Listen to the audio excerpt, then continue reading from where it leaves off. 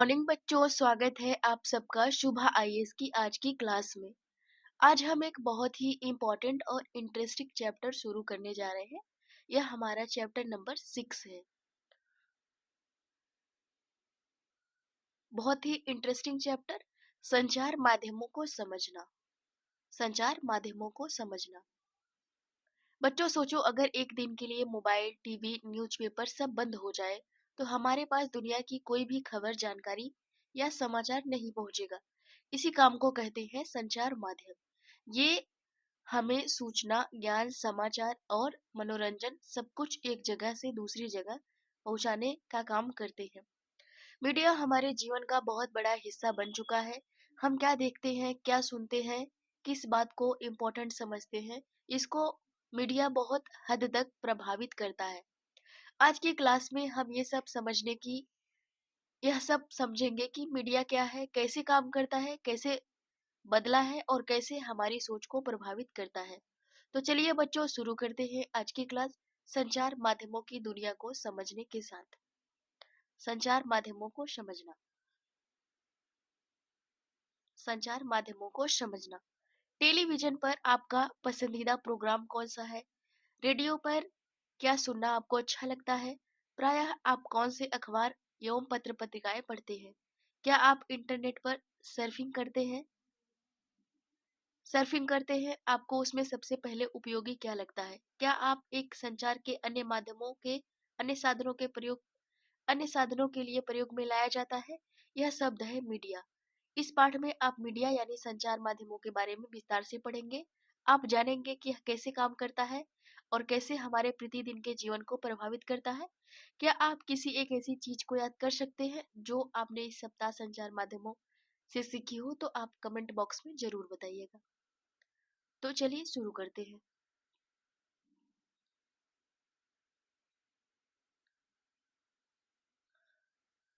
तो बच्चों, स्थानीय मेले की दुनिया से लेकर टीवी के कार्यक्रम तक जो आप देखते हैं, इन सबको संचार माध्यम यानी मीडिया कहा जाता है। मीडिया अंग्रेजी के मीडियम शब्द का बहुवचन है और इसका तात्पर्य विभिन्न तरीकों से है जिनके द्वारा हम समाज में विचारों का आदान प्रदान करते हैं। मीडियम का अर्थ है माध्यम, क्योंकि मीडिया का संदर्भ संचार माध्यमों से है। इसीलिए हर चीज, जैसे फोन पर बात करने से लेकर टीवी पर शाम के समाचार सुनने तक, को मीडिया कहा जाता है। टीवी, रेडियो और अखबार संचार माध्यमों के ऐसे रूप हैं जिनकी पहुंच लाखों लोगों तक है, देश और विदेश के जनसमूह तक है। इसलिए इन्हें जनसंचार माध्यम या मास मीडिया कहते हैं। जनसंचार माध्यम या मास मीडिया कहते हैं। संचार माध्यम और तकनीक।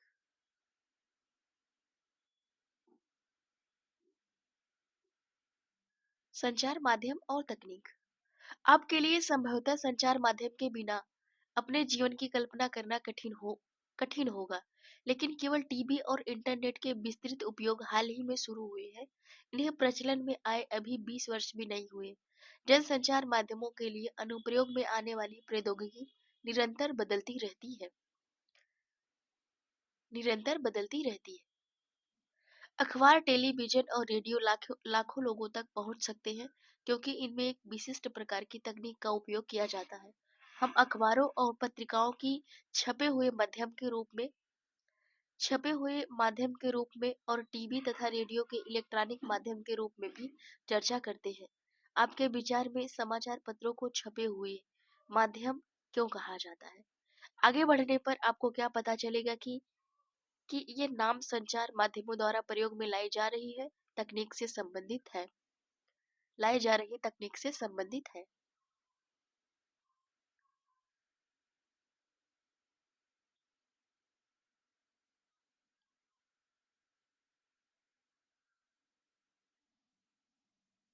से संबंधित है।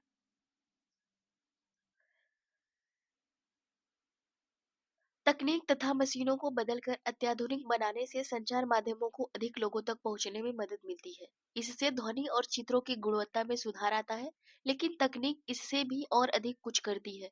यह हमारे जीवन के बारे में सोचने के ढंग से परिवर्तन लाती है। उदाहरण के लिए, आज हमारे लिए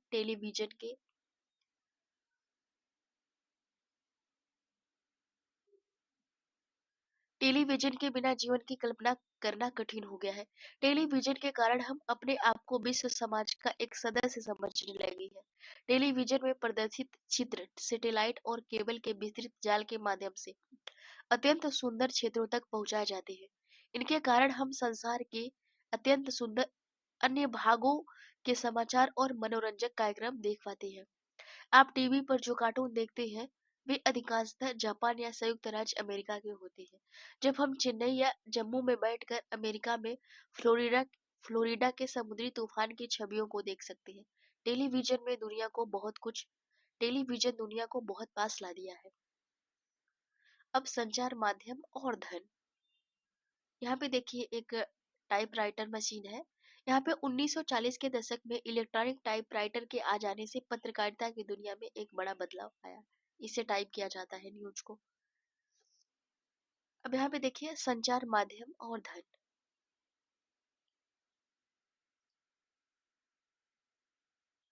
संचार माध्यम और धन। जनसंचार द्वारा उपयोग में लाई जाने वाली विभिन्न तकनीकें अत्यंत खर्चीली हैं। जरा टीवी स्टूडियो के बारे में सोचिए, जहां पर समाचार वाचक बैठता है। इसमें लाइटें, कमरे, ध्वनि रिकॉर्ड करने के यंत्र, संप्रेषण के लिए सैटेलाइट आदि हैं। इन सभी का मूल्य बहुत अधिक है। इन सभी का मूल्य बहुत अधिक होता है। समाचार के स्टूडियो में केवल समाचार वाचक को ही वेतन नहीं दिया जाता, बल्कि बहुत सारे लोग हैं जो प्रसारण प्रसारण में सहायक होते हैं। इनमें वे लोग सम्मिलित हैं जो कैमरे व प्रकाश की व्यवस्था करते हैं। जैसा कि आपने अभी पढ़ा, जनसंचार माध्यम निरंतर बदलते रहते हैं, इसीलिए नवीनतम तकनीक जुटाने पर भी बहुत धन व्यय होता है।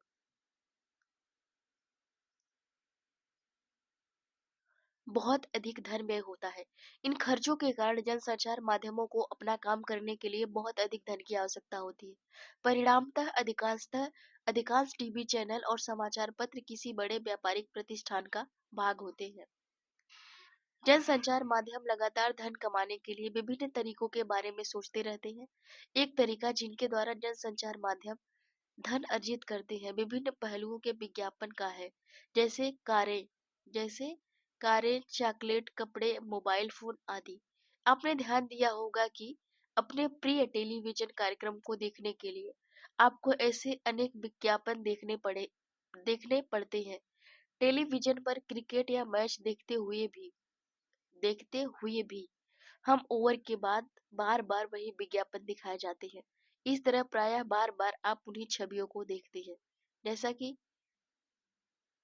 जैसा कि आप आगे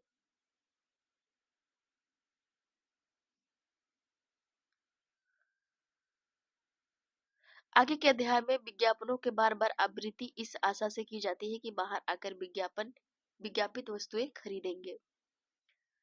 अब यहाँ पे देखिए संचार माध्यम और लोकतंत्र। संचार माध्यम और लोकतंत्र। लोकतंत्र में देश और संसार के बारे में समाचार देने और उनमें होने वाली घटनाओं पर चर्चा करने में संचार माध्यमों की भूमिका अत्यंत महत्वपूर्ण होती है। उदाहरण के लिए संचार माध्यमों से नागरिक जान सकते हैं कि सरकार किस प्रकार काम कर रही है। यदि लोग चाहें तो इन समाचारों के आधार पर कार्रवाई कर सकते हैं। ऐसा वे संबंधित मंत्री को पत्र लिखकर सार्वजनिक विरोध आयोजित करके हस्ताक्षर अभियान आदि चलाकर सरकार से पुनः उसके कार्यक्रम पर विचार करने का आग्रह करके कर सकते हैं।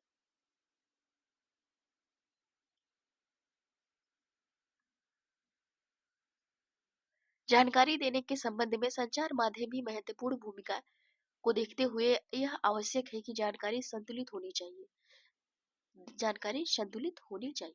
अब यहाँ पे कुछ चित्र दिया गया है।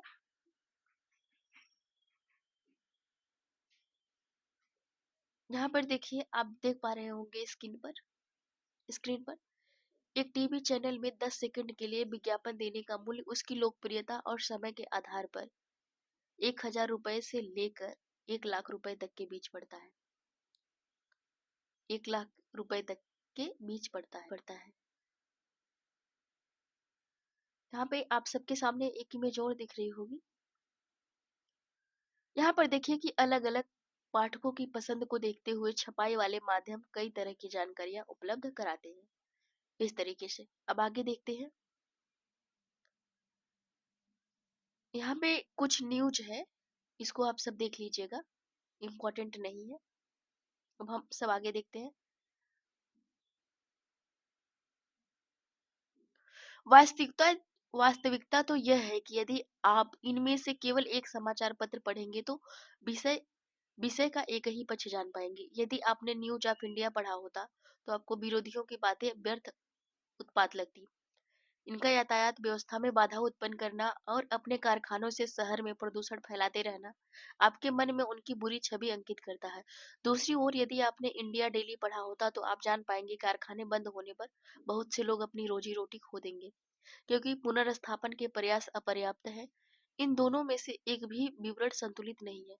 संतुलित रिपोर्ट वह होती है जिनमें किसी भी विषय पर हर दृष्टिकोण से चर्चा की जाती है, फिर पाठकों को स्वयं अपनी राय बनाने के लिए स्वतंत्र छोड़ दिया जाता है।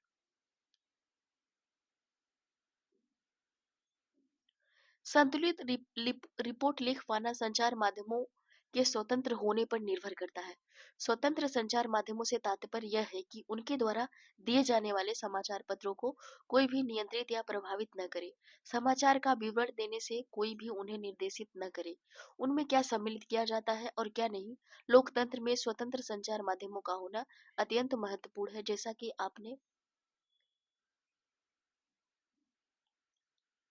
आपने ऊपर पढ़ा, संचार माध्यमों द्वारा प्रदान की गई जानकारी के आधार पर ही हम नागरिकों के रूप में कार्रवाई करते हैं। इसलिए यह आवश्यक है कि यह जानकारी विश्वसनीय और तटस्थ रहे।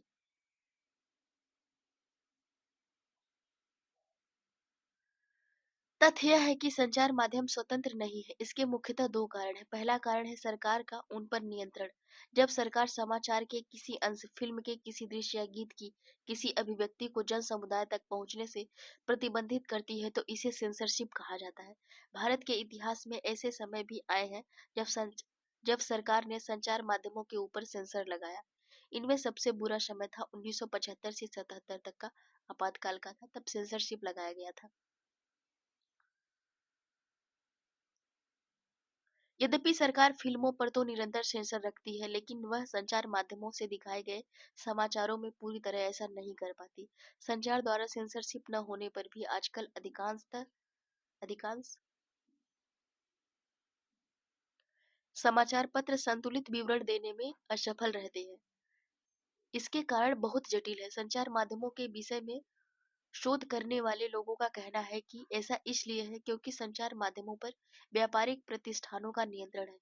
कई बार किसी विवरण के एक पक्ष पर ही ध्यान केंद्रित करना इसके हित में होता है।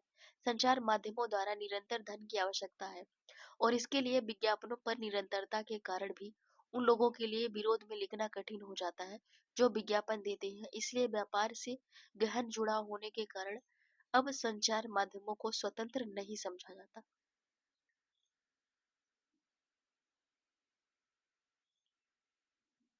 इसके अतिरिक्त संचार माध्यम किसी मुद्दे मुद्दे के खास खास पक्ष पर इसलिए भी ध्यान केंद्रित करते हैं क्योंकि उसे विश्वास है कि इससे विवरण रुककर ही रुचिकर हो जाएगा। इसी तरह यदि वे किसी विषय पर जन समर्थन बढ़ाना चाहते हैं तो भी मुद्दे के एक पक्ष पर ही ध्यान केंद्रित करते हैं। मसौदा तय किया जाना। मसौदा तय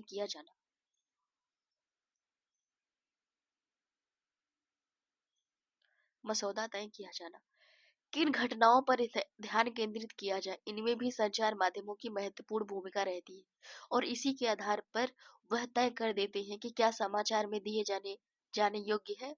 उदाहरण के लिए आपके विद्यालय के वार्षिकोत्सव की खबर शायद समाचार पत्र में दिए जाने योग्य नहीं होगी, लेकिन यदि कोई प्रसिद्ध अभिनेता उसमें मुख्य अतिथि के रूप में आमंत्रित हो तो संचार माध्यमों की रुचि इसे समाचारों में सम्मिलित करने के लिए हो सकती है। कुछ खास विषयों पर ध्यान केंद्रित करके संचार माध्यम हमारे विचारों, भावनाओं और कार्यों को प्रभावित करता है। हमारा ध्यान उन मुद्दों की ओर आकर्षित करते हैं, हमारे जीवन पर महत्वपूर्ण प्रभाव डालते हैं। हमारे विचारों को निर्मित करने में मुख्य भूमिका होने के कारण ही प्रायः यह कहा जाता है कि संचार माध्यम ही हमारा मसौदा या एजेंडा तय करते हैं। हमारा एजेंडा क्या है, हमारा मसौदा क्या है, संचार माध्यम ही तय करते हैं।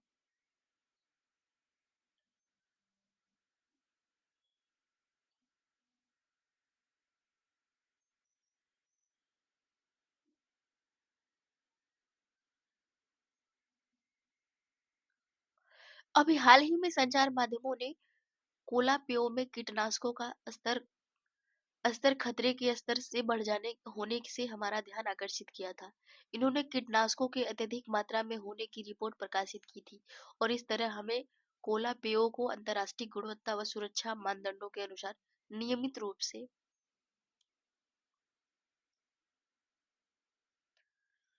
नियमित रूप से नियंत्रित करने की आवश्यकता महसूस कराई।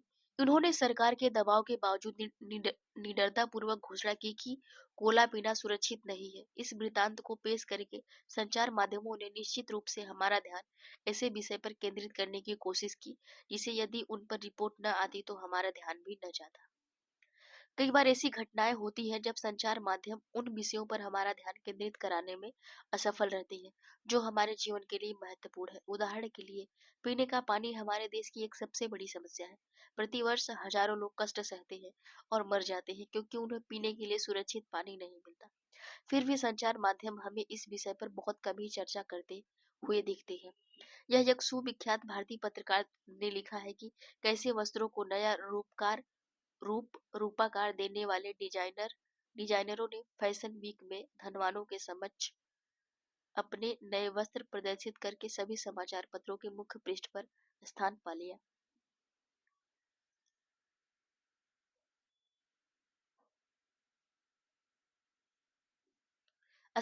जबकि उसी सप्ताह मुंबई में अनेक झूंपड़पट्टियों को गिरा दिया गया और किसी ने इस पर जरा सा भी ध्यान नहीं दिया। इस तरीके से बहुत सारे निगेटिव इफेक्ट है मीडिया के, तो इस बात को भी आप ध्यान रखिएगा। यहाँ पे देखिए एक चित्र आपको दिख रहा है, संचार माध्यमों में फैशन शो लोकप्रिय हुए हैं। हाँ, ये तो है। जितने ज्यादा एडवर्टाइजमेंट होता है फैशन शो का, उस तरीके से इसकी जो है ग्राफ जो है बहुत ऊपर गई है। ये एक बड़े से बॉक्स में कुछ जानकारी दी गई है। टीवी हमारे साथ क्या करता है, हम टीवी के साथ क्या करते हैं। यह इम्पोर्टेंट नहीं है, लेकिन फिर भी किताब में है तो आप सब एक बार देख लीजिएगा इसको। अब हम आगे देखते हैं। हम उन्हीं चीजों पर ध्यान देंगे जो हमारे लिए इम्पोर्टेंट होगी। जिन पर हमें ज़रूरत नहीं है उसको हम नहीं पढ़ेंगे, छोड़ते चलेंगे, ताकि ज़्यादा बर्डन ना हो आपके साथ भी और हमारे साथ भी।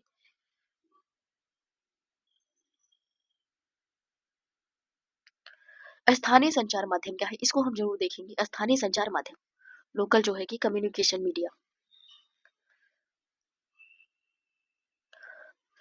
यह यह जानकर कि संचार माध्यम उन छोटे-छोटे मुद्दों में रुचि नहीं लेंगे जिनका संबंध साधारण लोगों और उनके जीवन से है। इसीलिए कई स्थानीय समूह स्वयं अपना संचार माध्यम प्रारंभ करने के लिए आगे आए हैं।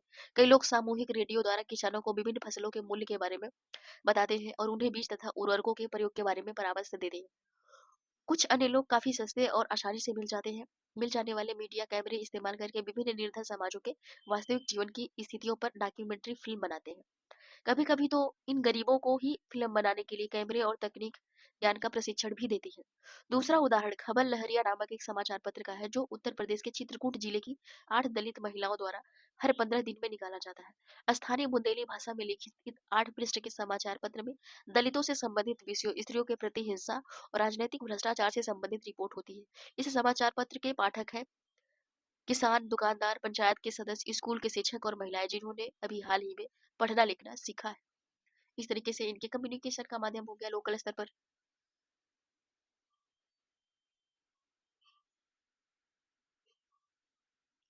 अब आगे देखते हैं बच्चों। प्रजातंत्र के नागरिक के रूप में हमारे जीवन में संचार माध्यम बहुत महत्वपूर्ण भूमिका निभाते हैं, क्योंकि संचार माध्यमों के द्वारा ही हम सरकार के कामों से संबंधित विषयों के बारे में सुनते हैं।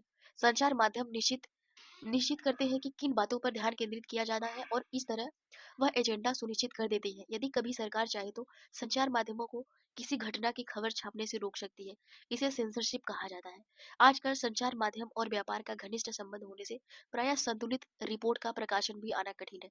इसे ध्यान में रखते हुए हमारे लिए यह सजगता महत्वपूर्ण है कि समाचार पत्र से प्राप्त तथ्यात्मक जानकारी भी प्रायः पूर्ण नहीं होती, इसलिए एक पक्षी हो सकती है। अतः हमें समाचार के विश्लेषण के लिए निम्नलिखित प्रश्न पूछने चाहिए। इस रिपोर्ट में मुझे कौन सी जानकारी मिल रही है, कौन सी आवश्यक जानकारी नहीं दी जा रही है, यह लेख किसके दृष्टिकोण से लिखा गया है, किसका दृष्टिकोण छोड़ दिया गया है। तो यह एक प्रश्न पूछने का तरीका है, न कि सिर्फ जो है कि यह दूसरे को बताया जा रहा है, बल्कि इस पे इसको आप अपने पर लागू कीजिए। जब कोई रिपोर्ट है, तो उसमें इस बात को ध्यान में रखिए कि हमें किन-किन मुद्दों पर प्रश्न पूछना चाहिए अगर हमें कभी मौका मिला तो। यहाँ पे देखिए सामाजिक विज्ञापन। सरकार व निजी संस्थाएँ ऐसे विज्ञापन भी बनाती हैं जिनसे समाज में किसी बड़े संदेश का प्रसारण हो सके। ये सामाजिक विज्ञापन कहलाते हैं। यहाँ असुरक्षित रेलवे क्रॉसिंग को पार करने से संबंधित सामाजिक विज्ञापन प्रस्तुत है।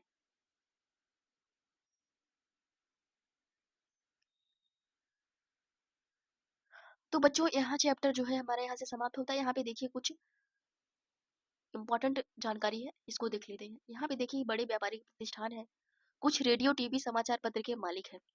उसके बाद यहाँ पर क्या होता है कि अपने उत्पादों का ये विज्ञापन देते हैं, मीडिया को, संचार माध्यम को। उसके बाद विज्ञापनों से उत्पादों को बढ़ावा मिलता है।